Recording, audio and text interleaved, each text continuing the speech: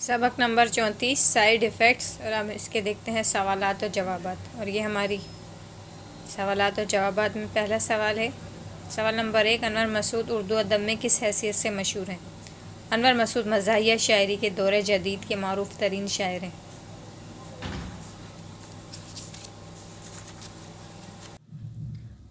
सवाल नंबर 2, इस नज़म में गोली के कितने साइड इफ़ेक्ट्स बताए गए हैं? इस नज़म में गोली के मुतअद्दिद साइड इफ़ेक्ट बयान किए गए हैं।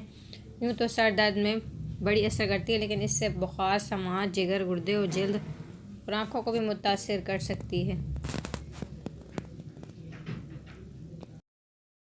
सवाल नंबर 3, अनवर मसूद की ये नज़म साइड इफ़ेक्ट किस हद तक कामयाब मज़ाहिया नज़म है?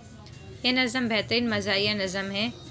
इसमें इन्होंने सरदर्द की गोली के मुमकिन असरात को बड़ी महारत से मज़ाहिया अंदाज में पेश किया। इस नज़म के ज़रिए जदीद तर्ज इलाज पर तंज़ किया। और एक बीमारी का इलाज तो फ़ौरन हो जाता है, लेकिन इसके साइड इफ़ेक्ट की वजह से बहुत से बीमारियों में मुब्तला हो जाते हैं कि उनके साथ एक इस्लाही पहलू भी इस नज़म में बयान किया है।